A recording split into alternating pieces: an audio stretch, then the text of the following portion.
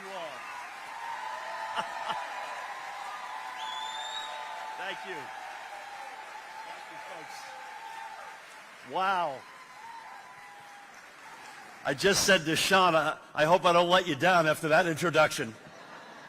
I've been in this room every year for many years, and this is the most electricity I have ever seen. God bless you. If we were in church, I'd be saying, let's hear it for the music ministry. They were unbelievable. I again want to thank my dear friend and your president, the outstanding leader, Sean Spiller, for that incredibly gracious introduction, for his friendship. He has been a true champion for public education.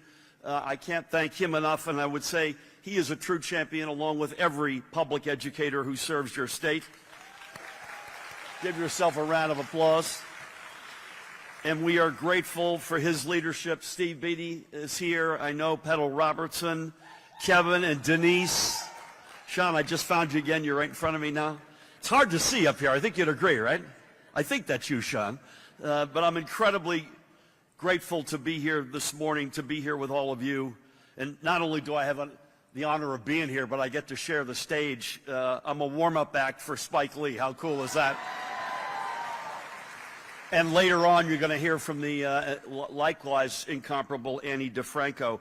I also want to, I'm told my dear friend Maud Dahm is there. Maud, is that you? Right there. Let's hear from Maud Dahm. Love you. I'm going to come down and give you a hug on my way out. And Joe Nappy, your teacher, State Teacher of the Year, is with us. Joe, congratulations. So I also have the honor to personally thank each and every one of you, the thousands of you, who work day in and day out to support and uplift our state's children, the next precious generation of New Jerseyans. There is nothing more powerful in this world than the potential of a child who is encouraged, enriched, and inspired to be a force for change and justice. And as educators, as education support professionals, let's hear it for the black and yellow. And I might add paraprofessionals, you are all, yeah.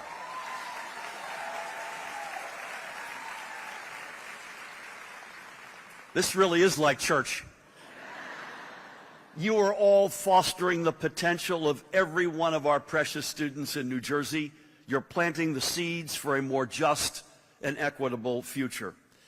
As you all know, and Sean said it, here in New Jersey, we have the #1 public education system in the entire United States of America.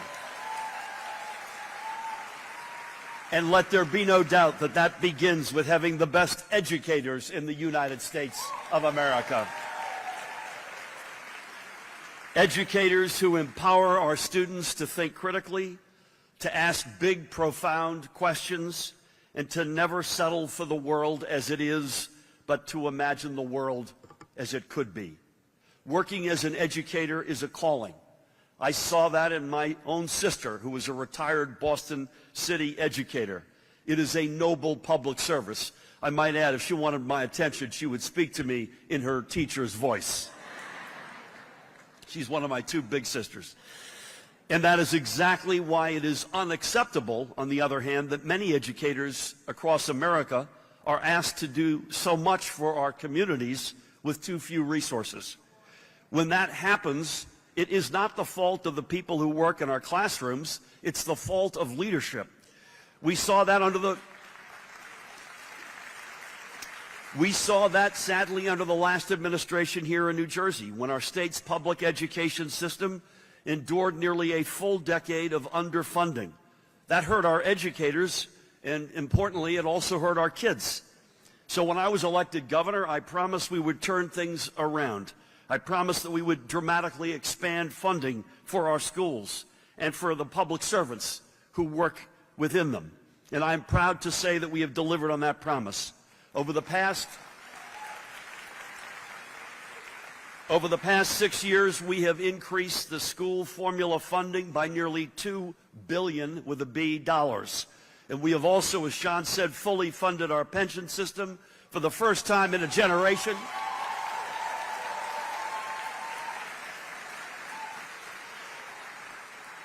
for the first time in a generation, not once, not twice, but 3 years in a row at a clip of about $7 billion a year. And you know this as well as I do, that funding is vital to maintaining New Jersey's best in the nation reputation when it comes to public education.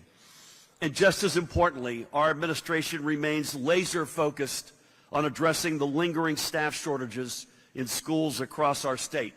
Now, it's not just us. You all know this as well. It's a national challenge. But once again, with your help, New Jersey is leading the way in supporting and growing our educator workforce. In fact, nearly a year ago to the day, I stood before you all and announced our administration's task force on public school staff shortages in New Jersey. And when that task force convened a short while later, it featured several members of the NJEA family. Certainly President Sean Spiller, Henry Goodhue, Trina Jenkins, and the man hey, Trina. Oh, you're here.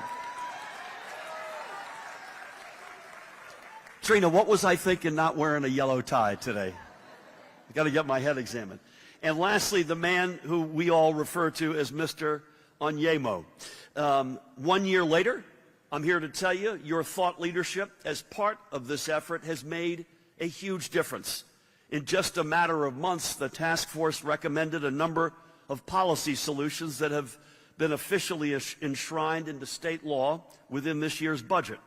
It included more than $20 million to recruit and train a new generation of educators.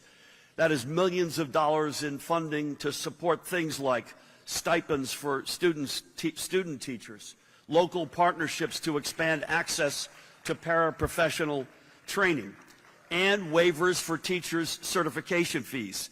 In fact, I checked,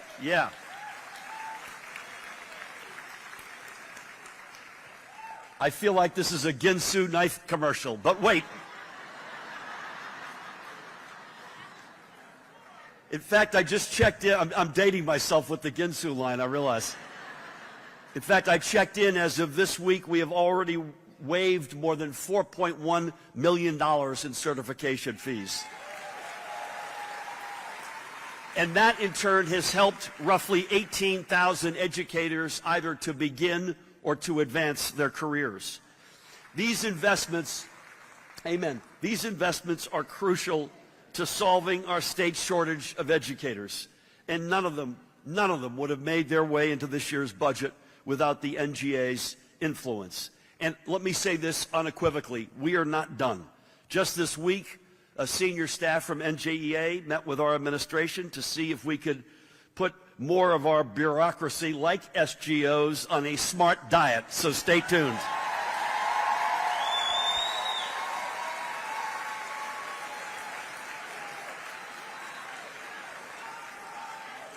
You know, the one thing I've learned,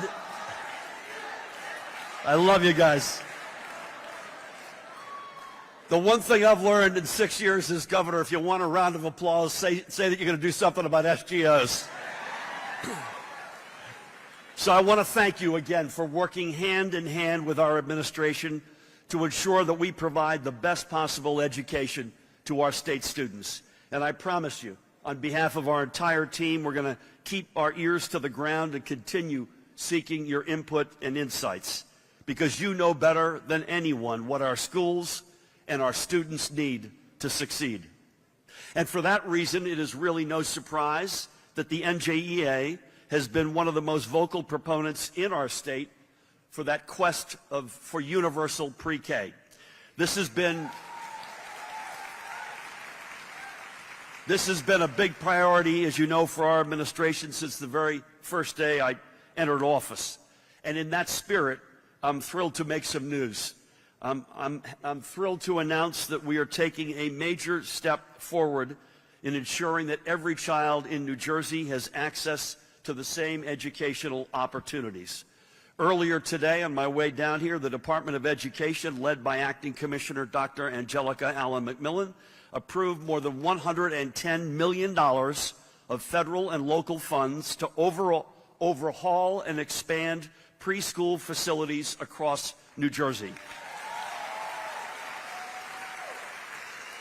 The first round of funding will support 30 projects up and down our state, from Linwood City Seaview Elementary right here in Atlantic County, to the Teaneck Bryant School in Bergen County, and many, many parts in between.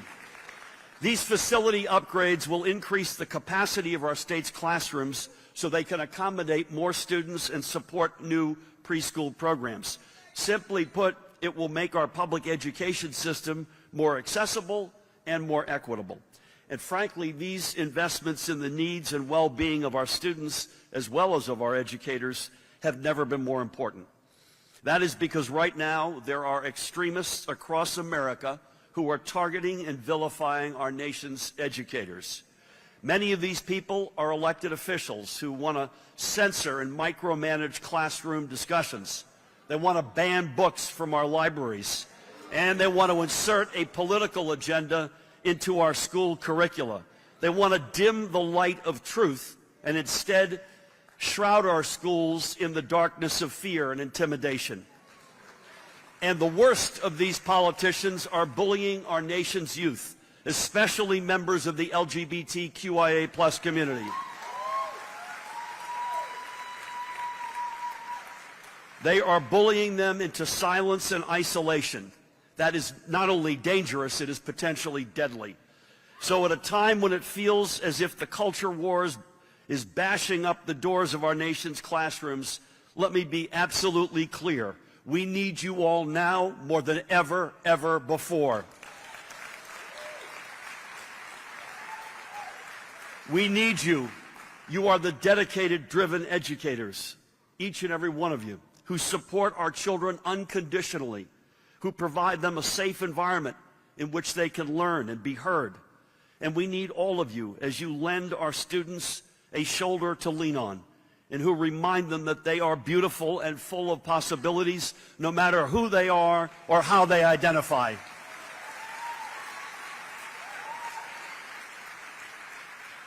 So please ignore the noise and remain focused, just as you have, on your duty to our state's children, parents, and families, and know that I have your backs unconditionally and always.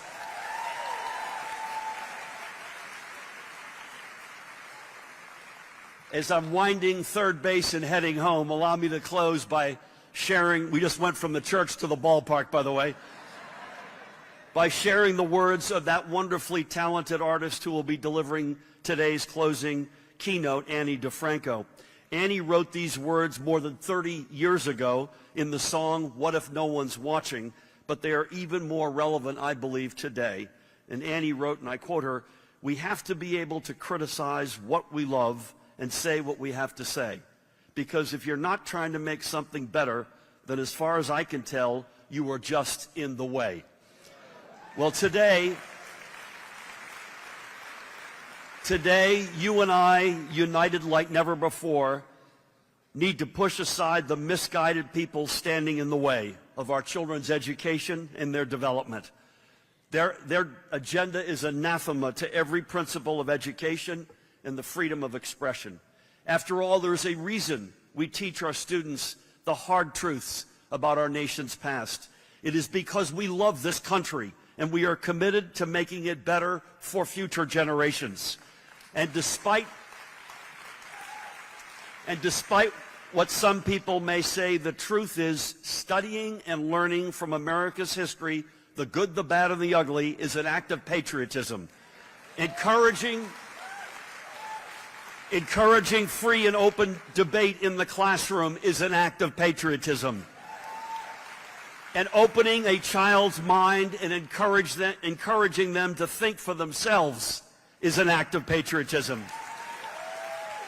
So therefore, as educators, you are all patriots, and I thank you for your service. Thank you. God bless each and every one of you, and may God continue to bless the great state of New Jersey and the United States of America.